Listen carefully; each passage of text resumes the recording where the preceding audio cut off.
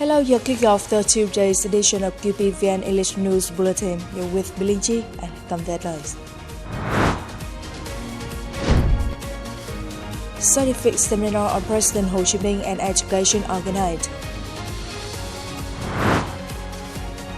Vietnam builds law on participation in UN peacekeeping operation. Photo exhibition showcases ASEAN'S people and landscapes. Continuing the night session of the 15th National Assembly on May the 12th, delegates in group discussed the bill on personal data protection. They agree on the urgent need to enact this law to support the development of a self-digital economy and a civilized digital society. Many suggested that the bill should more clearly define the rights and obligations of data holders and avoid difficulties for organizations and businesses that process data legally. The deputies noted that amid globalization, digital transformation, and the rise of next-gen technologies, personal data are not only a private asset of citizens, but also a strategic national resource tied to human rights, civil rights, and national security. Passing the personal data protection law is both an urgent practical demand and a political and legal necessity to build a strong legal framework that protects citizens' rights, ensures national digital sovereignty, and promotes sustainable development in the digital era.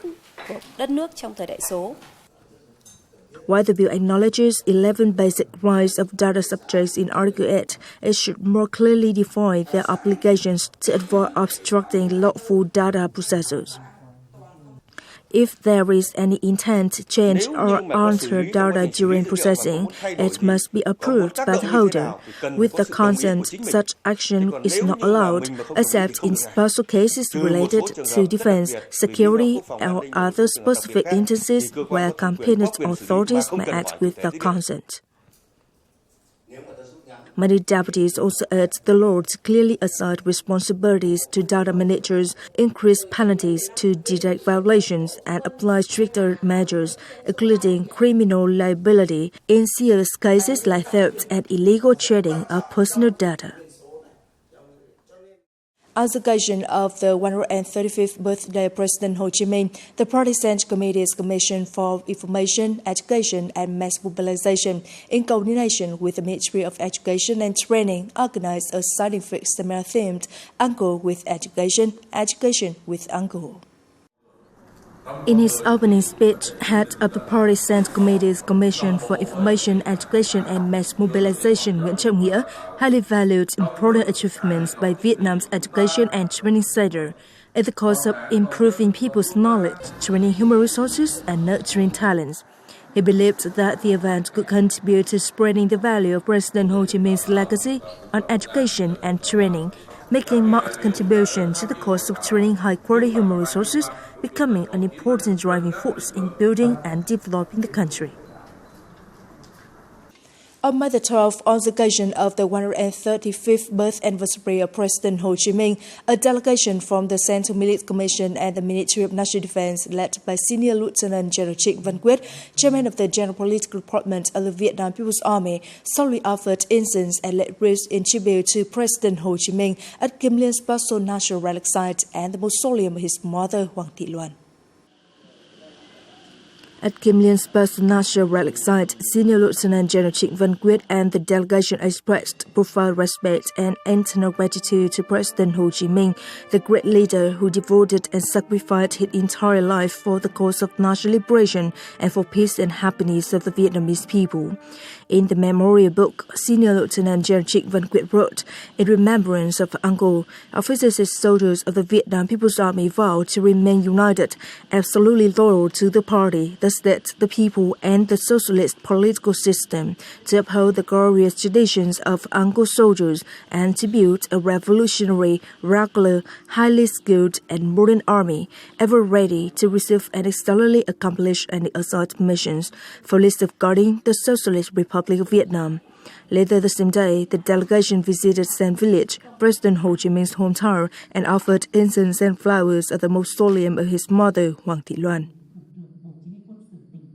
On May 11th in Vladivostok, Senior Lieutenant General Hoàng Xuân Chiến, Prime Minister of National Defense of Vietnam, Chairman of the Vietnamese Subcommittee of the Intergovernmental Coordinating Committee for the Vietnam-Russia Tropical Center, and Prime Minister of Science and Higher Education of Russia, Chairman of the Russian Subcommittee, Mogilevsky Konstantinovich, co-chaired the session of the Intergovernmental Coordinating Committee for the Vietnam-Russia Tropical Center. The session followed the official visit of Party General Secretary Tolam to Russia, underscoring both countries' commitment to strengthening bilateral cooperation, as well as supporting and maximizing the potential of the Vietnam-Russia Tropical Center. The Russian Deputy Minister emphasized that over the past 6 months in the 35th session of the Coordinating Committee, despite numerous challenges, both sides have actively worked to overcome difficulties and made important progress in implementing the tasks set forth by the committee. Senior Lieutenant General Hoàng Xuân Chiến expressed appreciation to the state government, Ministry of Science and Higher Education, and related agencies of Russia for their continued support of the resolutions adopted at the 35th session. He acknowledged the handover of the Professor Gararinsky research vessel, the second mobile testing vehicle, and the ongoing cooperation to establish a laboratory for epidemic prevention and control, as well as efforts in technology transfer for scientific research under the framework of the Tropical Center. He called on both subcommittees to direct the Tropical Center to proactively accelerate the implementation of key tasks, including finalizing a draft protocol for scientific technology transfer with the aim of submitting it to both governments for signing by the end of 2025. The two sides also agreed to complete the procedures for establishing a Center for Tropicalization and Technology Adaptation. They will also expedite the construction and operational launch of a laboratory for epidemic prevention and control in 2025, continue to invest in infrastructure, develop organization structure and human resources, and prepare for the 36th session and the 40th anniversary of the Vietnam-Russia Tropical Center. The delegation has exchanged documents for the handover of the Professor Gararinsky research vessel and signed the session minutes. Russian General Director of the Center, Andrei Kuznetsov, was awarded the Russian Federation's second-class medal, Merit to the Fatherland.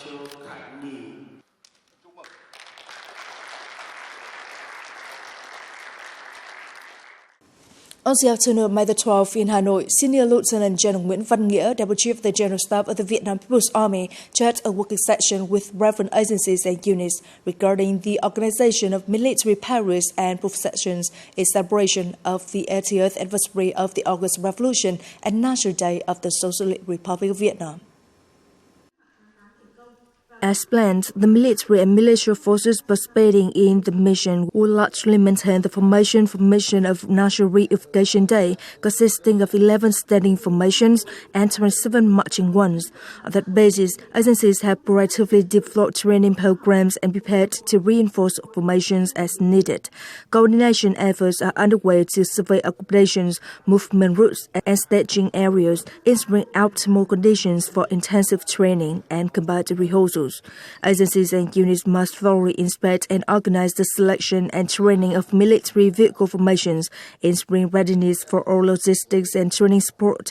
The Deputy Chief stressed the importance of robust logistic and technical support at the concentrated living areas, full provision of uniforms and equipment for all units, and medical support plans in the face of potentially harsh weather conditions, with safety as a top priority.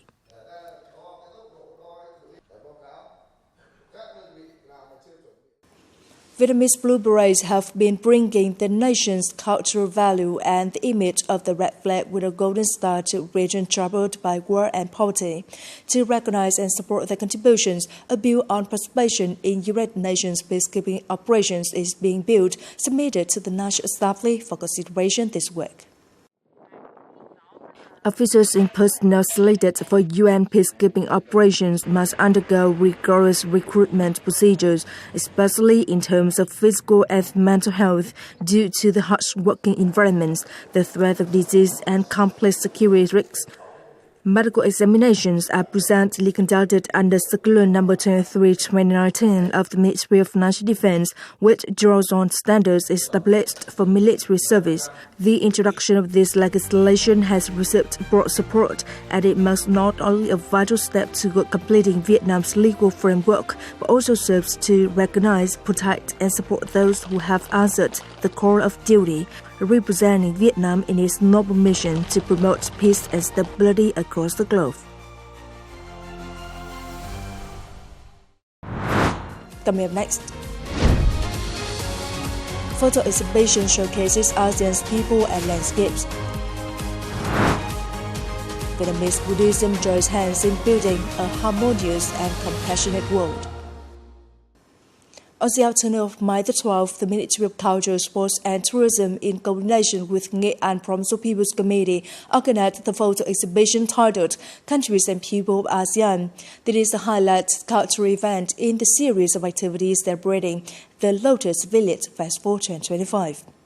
The event features over 200 artistic photos by photographers from all 10 ASEAN member states. They offer vivid perspectives on the landscapes, people, cultures, economies, societies, costumes, and daily lives across the ASEAN region. They also highlight cooperative and exchange activities among the member countries.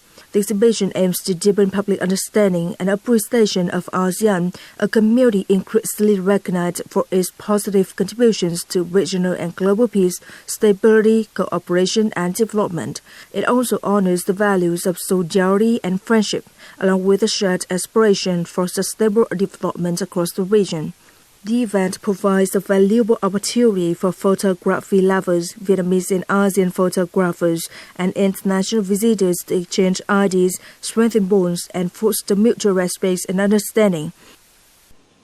Amid global crisis and conflicts under the leadership of the party and the state, Vietnam has actively contributed to sustainable peace through dialogue, international cooperation, and the promotion of humanistic values. In this journey, the Vietnam Buddhist Center, with millions of monks, nuns, and followers, plays a vital role in fostering peace, development, and global integration. With a long-standing tradition rooted in the nation, Vietnamese Buddhism values compassion, wisdom, and peace. Buddhist diplomacy, interfaith dialogue, and community-focused charity and social programs are increasingly promoted, strengthening ties between Vietnam and international friends. Vietnam has successfully hosted the UN Day of Vesak 4 times in 2008, 2014, 2019, and 2025, highlighting the rising global role of Vietnamese Buddhism. Thousands of delegates from nearly 100 countries have gathered to discuss key global issues such as peace, environmental protection, conflict resolution, and ethics education. Lord Buddha was born in India, and from there, his message of peace spread worldwide. His message is about peace. That's why I urge all of humanity, we need peace across the world. Peace, compassion, and tolerance echo globally and are especially crucial as the world faces many crises. That's why UNESCO sees this celebration as a reminder of the essential role Buddhist communities have played for centuries in bridging cultures, promoting listening and dialogue. The era of development advocated by General Secretary Tô Lâm and the bamboo diplomacy policy closely align with the Buddha's teachings: tolerance, inclusion, mutual concern, and joint contributions to common causes. These are also core UN and Vietnam values. I believe they are key to overcoming differences and moving forward. Beyond global forums, monks, nuns, and Buddhist followers nationwide actively take part in campaigns for the poor, environmental protection, blood donation, and disaster relief. These efforts enhance the image of Vietnamese Buddhism, spread moral values, and strengthen the foundations of peace. Accompanying the nation is the core tradition of Vietnamese Buddhism. It reflects engaged Buddhism and the harmony between Buddhist and natural culture. Buddhism in Vietnam has always been tied to building and defending our socialist nation. The humanistic and compassionate spirit of Vietnamese Buddhism not only eases suffering and fosters harmony, but also spreads peace to the world. Through practical, meaningful actions, Vietnamese Buddhism continues to affirm its active role in building a peaceful, harmonious, and compassionate world. It's the end of the English News Bulletin today. You watch our news again at QPVN.vn. For now, goodbye and see you next time.